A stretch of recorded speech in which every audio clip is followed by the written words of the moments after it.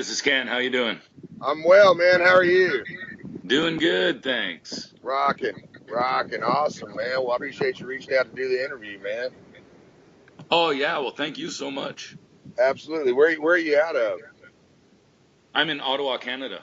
Ottawa. Oh, man. Yeah. Have you been here? Oh, man. I love Ottawa, man. What a great city. I in 1997, I played it used to be the Ottawa Citizen Blues. I guess, is that your newspaper, right? Mm-hmm. Yeah, they used to have a blues festival downtown. Oh, Man. it's one of the biggest in the world now. It's still happening. Is it really? Wow. I played there with Lucky Peterson, man, and then Junior Wells was on the bill, Dr. John, Roomful of Blues. Back in the day when it was a real blues festival. Yeah, this was back, this was 90, I guess 7. Matter of fact, it was the last time I ever saw Luther Allison alive. Was that in Ottawa. And then he went back and then got sick and he didn't live much longer, but that was the last place I saw Luther. Yeah, he was on the bill that year. Wow. Yeah, it's kind of changed. It's well, the headliners this year are the Foo Fighters. Well, holy shit. I mean, it's a huge festival, but it's definitely not a blues festival anymore. Wow, man. Yeah, it was all hardcore blues guys back when I played at it. That was 21 years ago. Yeah, and wow, I can't even think of the blues guys that are on it this year. Oh, wow. There's very few. It's still called the Blues Fest, but I think we have a Canadian guy, Colin James, who's playing. I know who Colin James is. Yeah, he's great. He's fantastic. Yeah, he's a legend. But absolutely. And other than that, it's, Foo Fighters, Beck, Rise Against, Bryan Adams, very little blues. Wow. That's but, interesting. 50,000 people every night.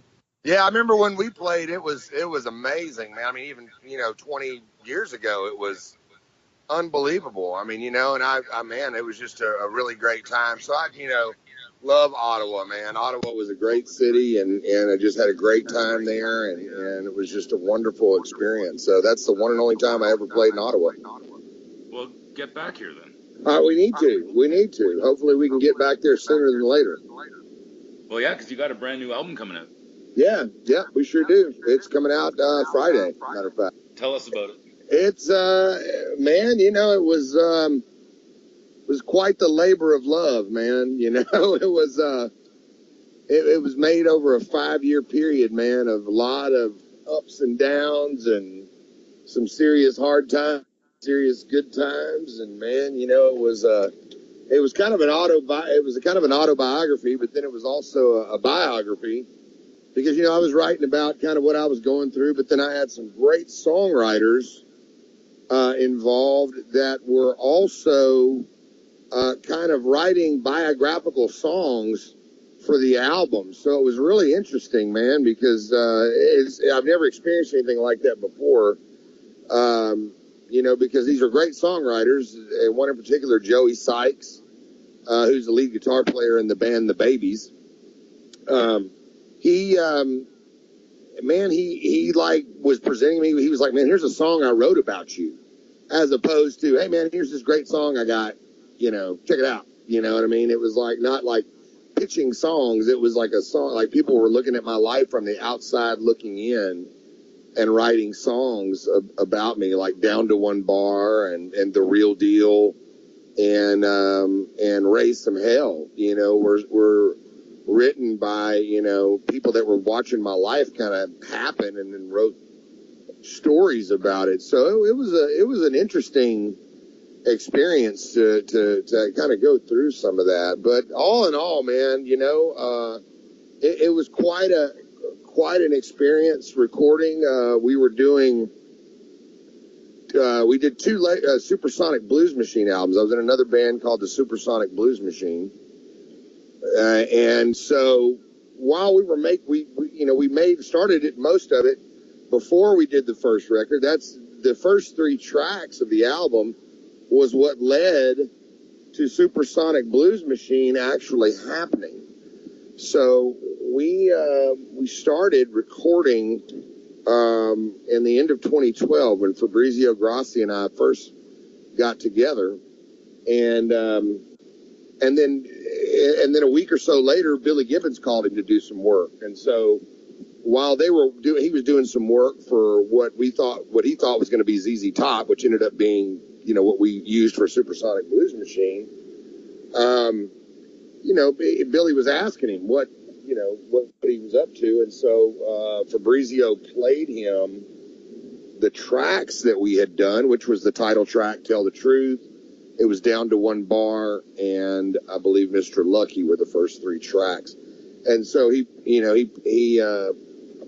played Billy the tracks, and that's what led to Supersonic Blues Machine. So we then sidebarred off into that. So that's kind of where everything, I don't want to say got put on hold, but we kind of got busy with that. And so when we were cutting the first record, we had huge long days because we would go and record all day and into the evening recording the first Supersonic Blues Machine album.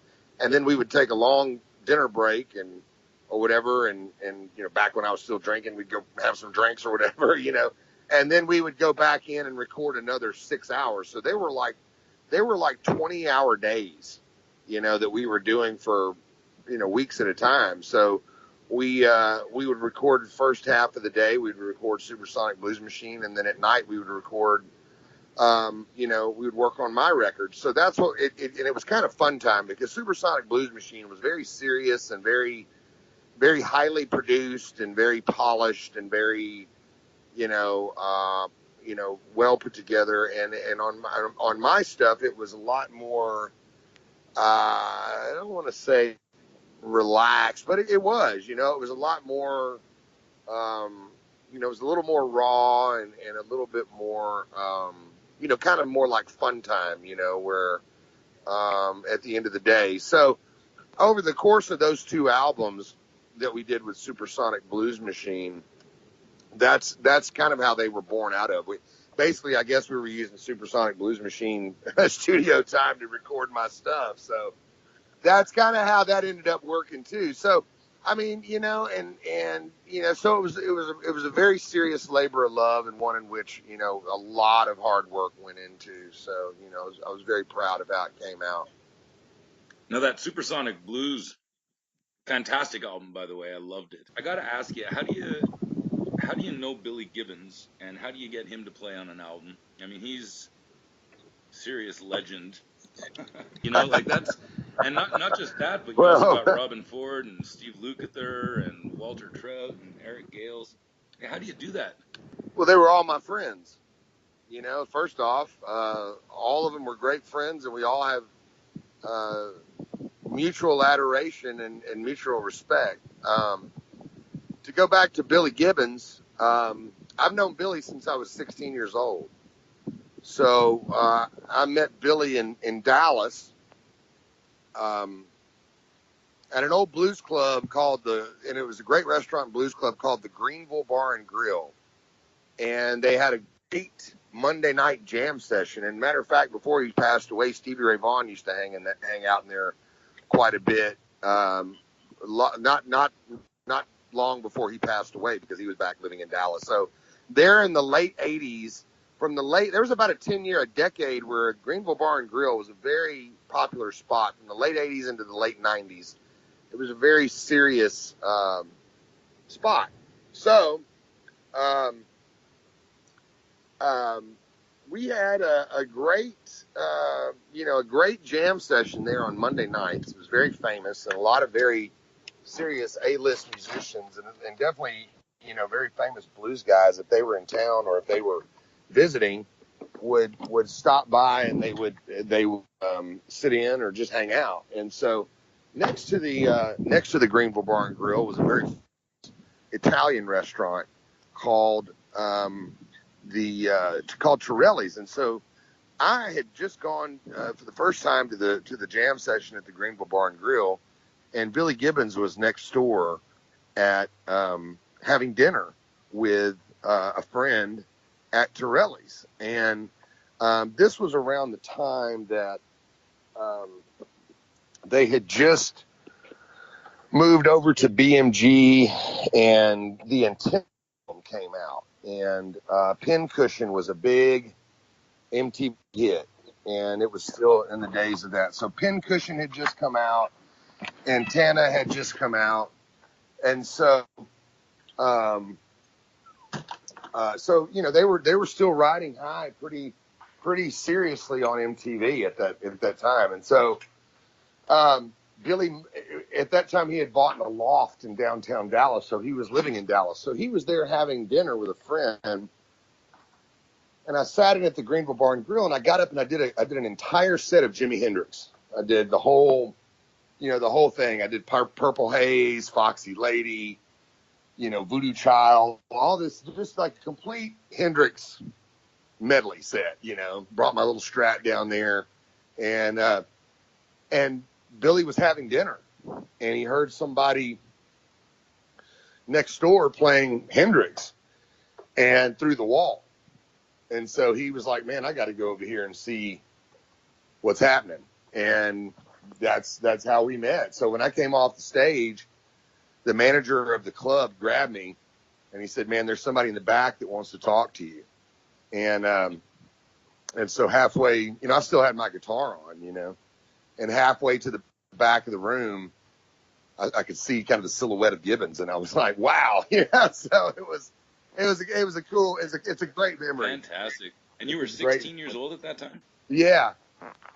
So, and then after that, we just hung out. I hung out with Billy all the time. I would go up to his loft in Deep Ellum, and we would listen to records, and we would go have dinner, and he would come out to my gigs when I would play locally. And then, of course, then the Antenna tour was kind of happening. So then he would go out for a long period of time with, when touring with ZZ Top, and then come back.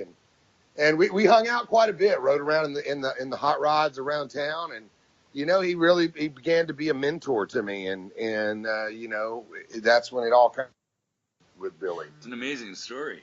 Yeah. So naturally, then years later, I opened some shows for ZZ Top. I toured Europe with them, and got on some bills with ZZ. And we would always run into each other. We hung out at Eric Clapton's Crossroad Festival in Dallas. So we would kind of go periods where we wouldn't see each other, and then we would pick back up right where we left off from. So how it all happened with Supersonic Blues Machine was, Fabrizio, we had begun recording Tell the Truth. So that's initially how Fabrizio and I got together. Is I contacted Fabrizio, and I had heard a track Fabrizio cut for Leslie West. Leslie West is one of my biggest heroes, from Mountain. And I heard a track that Fabrizio produced, it was Leslie West, Slash, and Kenny Aronoff and Fabrizio. And I heard that track, and I was like, man, that's it. I'm calling for, because a lot of people have been telling me, man, you need to go with this guy, Fabrizio Grossi, and I didn't know who he was. So I heard that Leslie West track, Leslie West and Slash together. So then I called Fabrizio. I reached out to him through social media. Then we called, and he said, hey man, if you're ever in LA, drop by, let's hook up. Let's do some work. And so, so when I came out there, we started recording Tell the Truth. Billy and ZZ Top had a liquor commercial that they needed to make. They had signed a deal with some liquor company to make a TV commercial, and they had this song that was slotted to be the single that was actually a remake of a song that some Houston rappers did. And so they were waiting to get clearance, and the two rappers were like the total, gangster rapper guys, and they were both dead. So they were trying to find the family of the estate of these rappers so that they could get clearance for the song, which later became the hit I Got to Get Paid from La Futura. But that's what they wanted to use for the liquor commercial, but they didn't have clearance yet. So Billy called Fabrizio and said, Fabrizio, we got a problem. I need a ZZ Top song. I've got this thing. I want to put it together. I want to start working on it. And so they started working, and the song was Running Whiskey, because Billy had just finished the a 34 Ford that he named the Whiskey Runner. It was very similar to the Eliminator car. And so he wrote it about the car. He was writing about the whiskey. And in the working on it is when he asked, "Hey, what have you been up to?" And Fabrizio told him, "Well, man, I just had a guy from Texas here." And Billy said, "Well, who?" And he said, "Lance Lopez." He goes, "Man, I've known Lance Lopez since he was a kid." So, and then Fabrizio put on the tracks that we did. Billy was like, "Oh, man, this is so great." And he goes, "Well," and so in the middle of all that, he got a call, Billy got a call, and they got clearance for the song. All while they're at the studio, this is all happening. So Billy's at the studio with Fabrizio, and he gets a call, and they say, "Hey, man, we found the people in Houston. We found the families of the rappers. We got clearance. You know, we're good to go. We're going to go ahead and issue the song and film a video." So then they're sitting there working on this track. Well, then Billy goes, "Well," and then Fabrizio, they go, "Well, what do we do?" And so Billy said, "Man, just, you know, let's keep this track and record 10 more and you got a record. And let's put a band together. Why don't you and Lance put a band together? And if you do that, I'll come play with you." Wow. So that's how it all kind of came together. So then once that happened, then we just started reaching out to all of our friends. You know, we were like, "Man, Billy's on the record, and he wants to you know, be a part of it." And so we just reached out to everybody we knew and loved. You know, Warren Haynes and each of us did. I mean, Fabrizio reached out to a couple of guys. He reached out to Robin Ford, and Kenny, you know, reached out to Warren, and then once Warren found out that Billy and I were involved, of course he did it. Then I brought my good friends Eric Gales and Chris Duarte on the first record, and so it was really cool, man. So we just had all of our friends together, and then, you know, we went out and did some playing. We did some big shows, and Billy came out and played with us, and it was really fantastic. And we actually did some shows with ZZ Top and did some other shows with some other great festivals, and then we kind of got to know each other. So then when we went back in to do the next record, we brought our good friend Steve Lukather from Toto in on that one, because he had actually come out and played with us too. So, you know, man, it was all just good friends, all just jamming and playing together, and you know, so that's kind of how that came together. So in the meantime, like I said, I had just, you know, consistently been working on Tell the Truth and was trying to get that completed in between Supersonic Blues Machine. And when we completed California Soul, we finally completed Tell the Truth. So it was a big accomplishment on both ends, you know, to complete both of those albums at the same Absolutely. time. And you got Kenny Aronoff. Man, oh man, he's one of my favorite drummers. Yeah, Did you get him to too. do the Jack and Diane riff when? That would be the first thing I ask him to do. He must be sick of that, eh? Yeah. Yeah, but I mean, he talks about it. I mean, he doesn't, you know, it's just so funny because he always talks about going to see Mellencamp now, and he talks about whatever guy that's playing with Mellencamp now, and he's always like, "And he did the lick wrong." Of course he did. So it's hilarious. He always talks about that, man. It's pretty funny. So Actually, did you see the movie Hired Gun? I haven't seen it yet. He told me, I remember when he was filming it and he was telling us all about it. I have not seen it yet, though. Yeah, he talks about how that riff came about, and it's pretty cool. Yeah, it's very cool. Very, very classic drum break that he did. Oh, absolutely. Very classic. Yeah. Let's go way, way back to the very beginning. I love asking this question because I love to hear about influences and stuff like that. But why did you start playing the guitar? Oh man. Who was it that made you pick up a guitar? Well, when I was a toddler, I must have been 3 or 4 years old.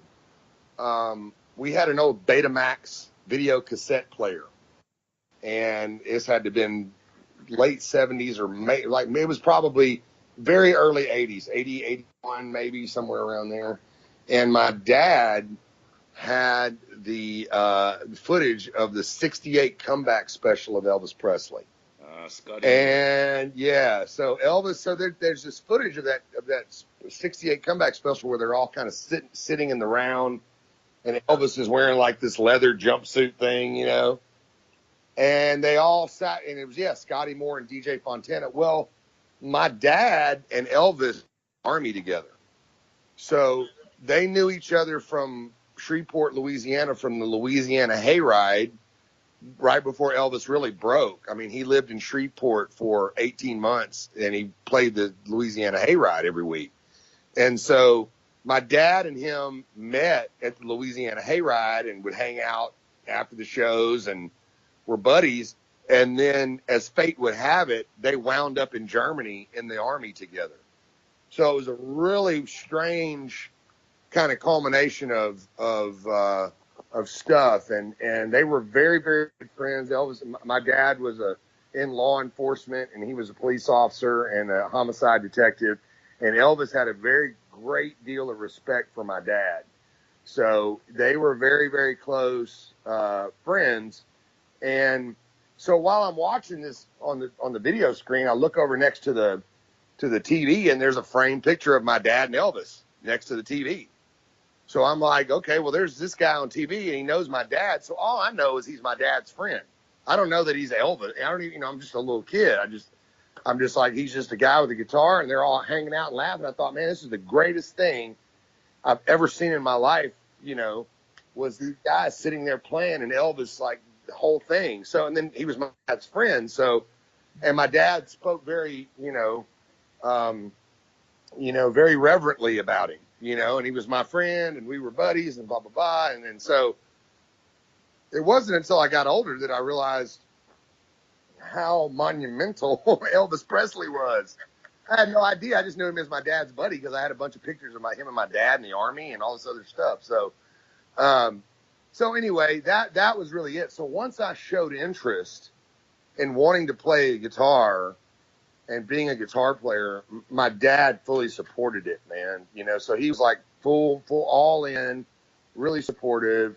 It was a really cool thing. So that was what really started it all off. That's an amazing story too. Holy, that's incredible. Yeah, well, that's my story. That's great. Can you remember your first gig that you ever played?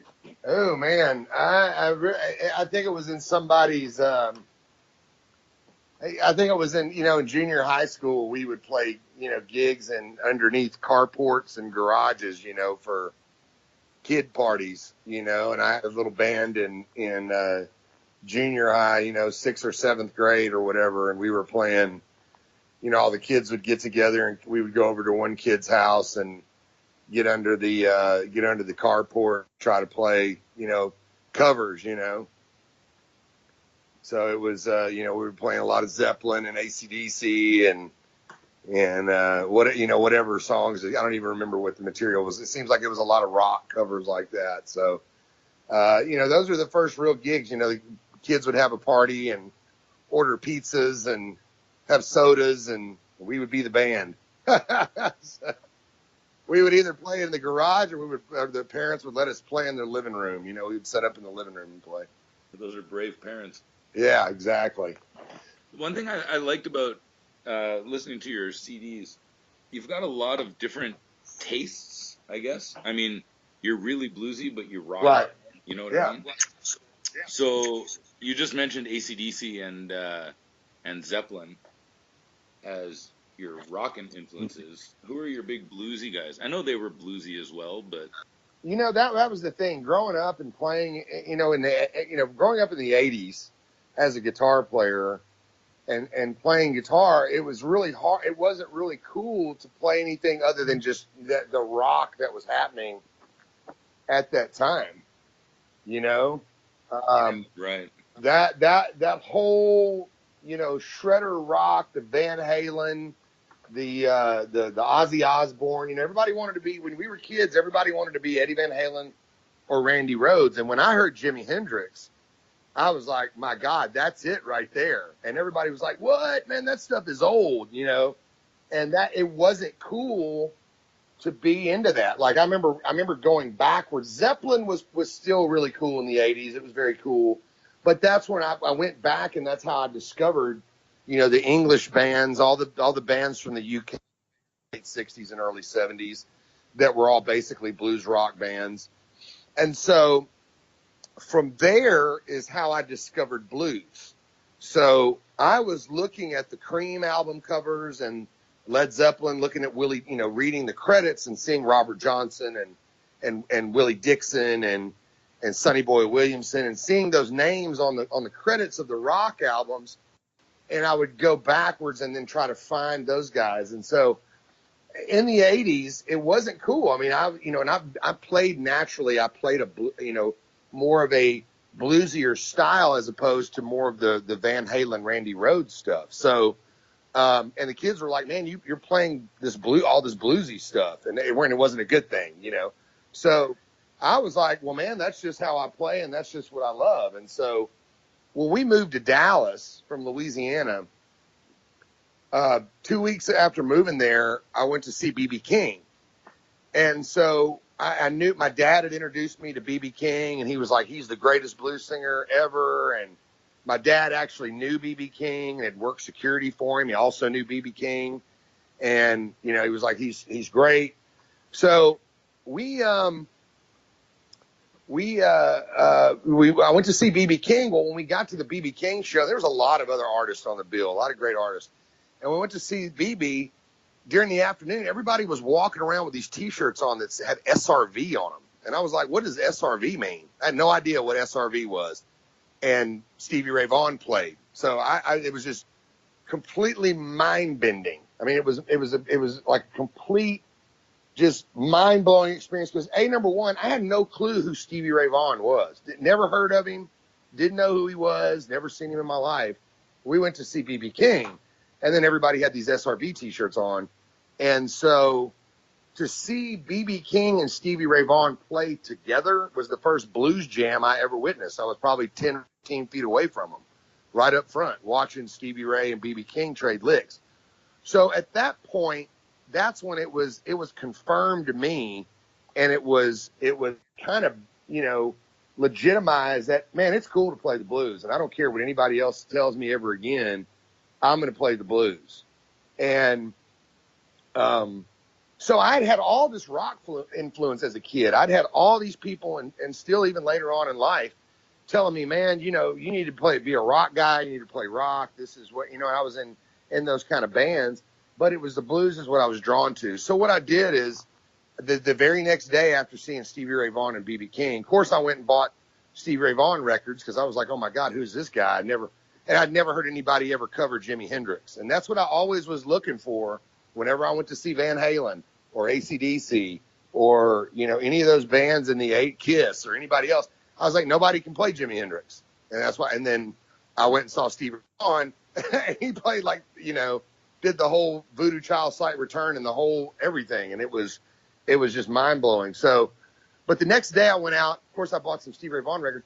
But I started at the very beginning. I went back and I went to Robert Johnson, and I had I think I had Wheels of Fire was the first Cream record I ever owned, and I remember looking at the Wheels of Fire album cover and seeing that Robert Johnson wrote Crossroads, and so I knew, and it had been explained to me by older people that this was not the original version, that this was an old blues song that Eric Clapton had taken and hot rodded, So I immediately put that together. So the next day I said, that's it.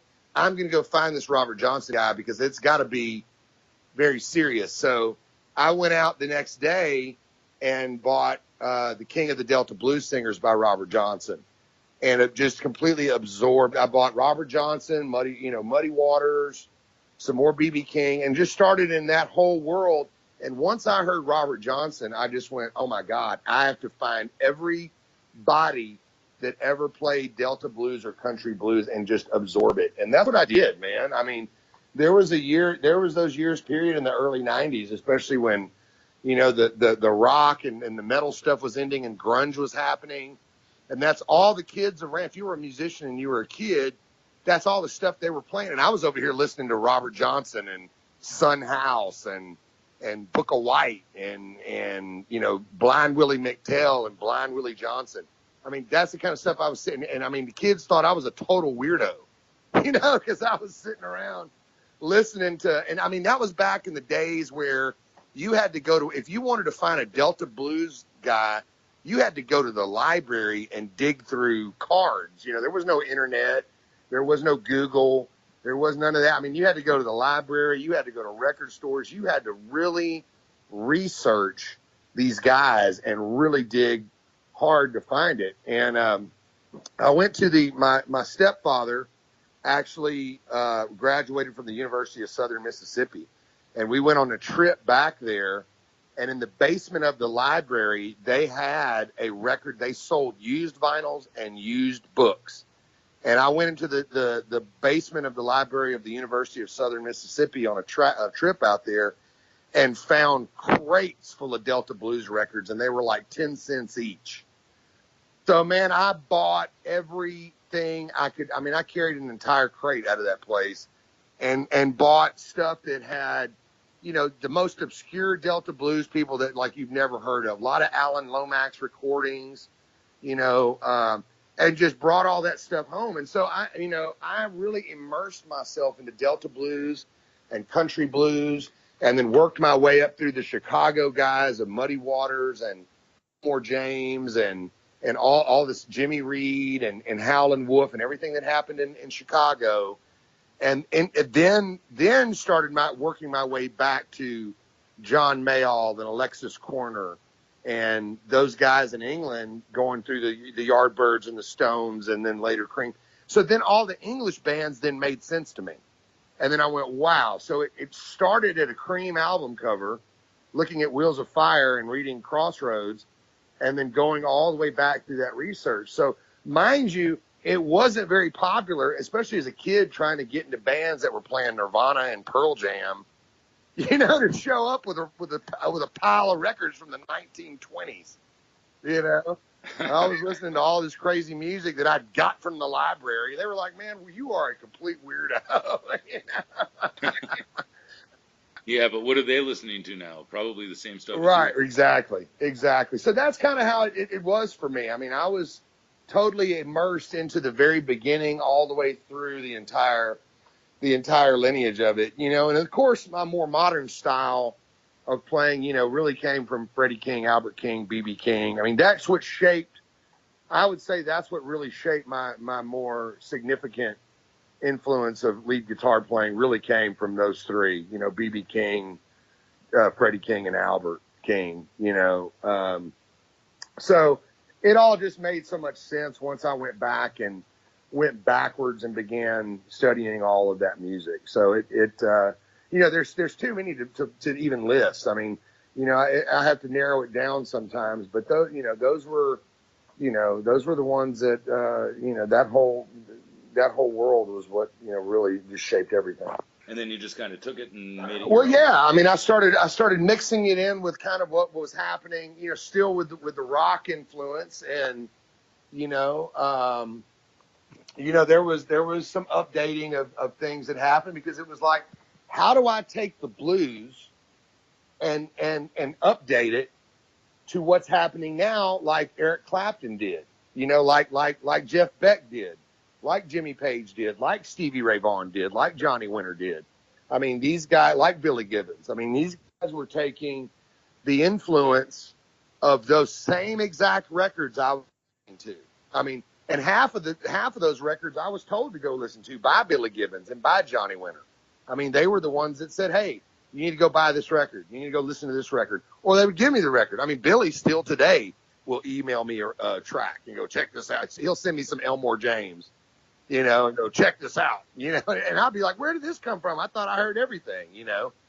And so, I mean, I still, to this day, I mean, that's why, more than anything else, that's how Johnny Winter and Billy Gibbons were mentors of me, because they pointed me in the direction of where to go, what blues to go listen to, what people to go listen to, what records to go find, and what to study and what to learn. I mean, literally, I mean, Billy Gibbons just recently was like, "Hey, man, here's an Elmore James song. I want you to go to your room and learn it note for note, and don't come out till you learn it note for note." Wow. So I still get it. I mean, That's I'm still awesome. like the little kid, you know, getting mentored by these guys. But that's how, you know, and that was also the thing that I learned from Billy too, was let's keep moving forward. So I think that's where the rock element comes in, because, you know, it's similar to like what's happening in country music. You know, if you look at country music, it's not the, you know, the fiddles and the pedal steels of George Jones and Tammy Wynette and Johnny Cash that we all grew up with. It's like rock. It's rock and pop. You know, I mean, they're even putting like hip hop, and it's like this totally different thing. So, however, they moved the genre completely forward, and it's mega mainstream stuff. I think with the blues, that element comes from rock and roll. So I think it's circled back around, you know, by the English bands in the late 60s, you know, re-infusing it into the music. I think now that it's come back around, so we go, well, what's happening in modern rock and roll, and what's, you know, how do we update this, keep this relevant? Because, you know, I'm more than anybody else, I'm a blues purist. I would sit down and play a shuffle all day long, but it's been done so many times by so many people, and it is a traditional art form. So it's like, how do we continue to improve upon this, to move this further into the 21st century, to keep expanding, you know, and pushing the envelope of the blues, and then stay relevant to our environmental area, which is like what the blues has always been, because you got Texas blues, Chicago blues, Delta blues. It's like, how do we move forward in our environment, and then how do we stay true to it at the same time by keeping it relevant? So I think that's kind of where we're at with it, you know, using our environmental influence, which is Texas and the South, Texas, Louisiana, and that whole region, and mainly Texas, and then updating it and using the environmental, you know, influence of Texas blues and Texas blues rock, which has come a long way from, you know, if you look at your original Texas blues guys, I mean, you had Blind Willie Johnson, Blind Lemon Jefferson. You know, Lead Belly was kind of Texas and Louisiana too. And then later you had Albert Collins, Johnny Guitar Watson, guys like that, you know, T-Bone Walker. So it's like, okay, it's a far cry then from that to ZZ Top and Johnny Winter and Stevie Ray Vaughan. So then where do we? Is it really? Well, you know, if you put on Blind Willie Johnson, it sounds way different than when you put on Rio Grande Mud by ZZ Top. I agree with that, but I mean, it's a small extension. Yeah. Well, I would. Yeah. I mean, Billy Gibbons is pretty pure, man, when it comes to the blues. That early. Well, stuff. absolutely, but it's not. He's not sitting down with what I mean is he's not sitting down with a 12-string acoustic and a bottleneck by himself. Okay, that's what I mean. Gotcha. If he was going to be, although I would love to hear that. Yeah, if he was going to be pure, like I mean, if it was up to Johnny Winter, that's all he would have ever done. I mean, he was, you know, he hated his entire rock period. I mean, if it was up to Johnny Winter, truth be told, he would have played pure blues, and that's all we ever listened to, and that's all me and Billy ever listened to. But the point is that what I mean to say is that they didn't, you know, not everybody just sat down with a slide and an acoustic, you know, on and on. They ended up being electric power trios, you know, Marshall amps, Les Paul, Strat, you know, the whole thing is what I meant. You know, it became electrified, became louder, heavier. So that's the point for us, is how do we then keep that going forward? Because it started there. You ended up with ZZ Top and Johnny Winter and Stevie Ray. Okay, now what are we going to do to then move that even further forward? So that's the point I was trying to make. Yeah, you know, it's funny. I forgot that you knew Johnny Winter. I saw him opening for George Thorogood years and years and years ago. And it was the same kind of thing as you with Stevie Ray Vaughan. I just looked at this guy and said, who the heck is this guy? I don't want to hear this. I just want to hear one bourbon, one scotch, and one beer, you know? Right. And he blew my mind. Wow. Absolutely blew me away. It was, like you said, mind-boggling to watch this guy. You know? What a talent he was. Wow. There's not that many guitar players that had that kind of an influence on me.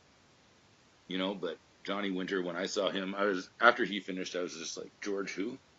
Right. You know? Yeah.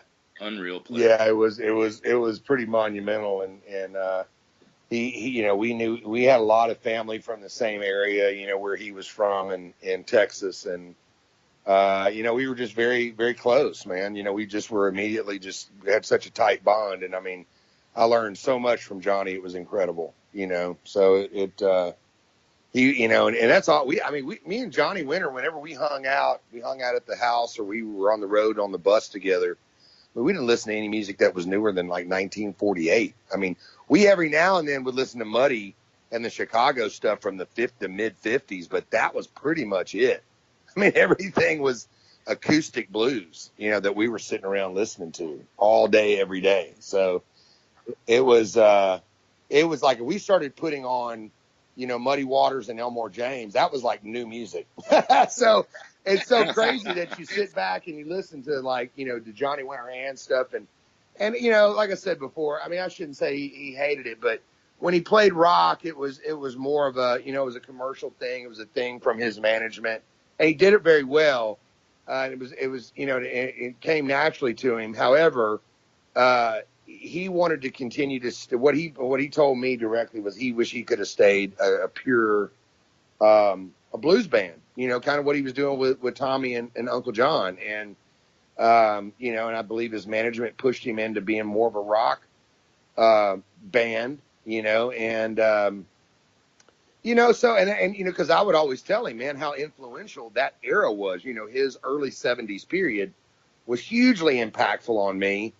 And that's the only reason why I know, so it is influential and is a big deal. But, that's how I learned to be a blues purist from those guys. Yeah. So what are the plans with this new album when it comes out? You're going to do a big tour? Oh, yeah. Yeah, we're planning a tour.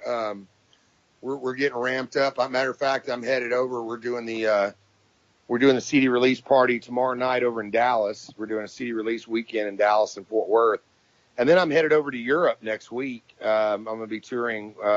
There's a tour called Rockin' the Blues, and it's going to be myself, Eric Gales, Gary Hoey, and a young guy named Quinn Sullivan that was a protege of Buddy Guy. So we're going on a tour. We're starting in Europe, and then, by late spring and summer, we should be in full force, getting ready to hit the road on a much larger scale than we ever have before. Nice. Any Canadian dates? Hopefully soon. Hopefully very soon. 20 years since you've been in Ottawa? You got I got to get back. Because like I said, that was one of the, not only was the festival amazing, but that was one of the most beautiful, just awesome cities I've ever been to. Yeah, nice. It was cool, man. I mean, I really dug it. I mean, it was really, really cool, man. Ottawa was really. I had great times in Canada. I mean, I played pretty much every major festival there with Lucky Peterson. We played Montreal and Ottawa and all the big jazz festivals, all the big jazz and blues festivals. Well, we'll have to get you back here at some point. Awesome, man. Well, thank you so much, Ken. I really appreciate the interview, man. And thank you so much for reaching out to have a good talk. Good luck with the new album. Thanks, man.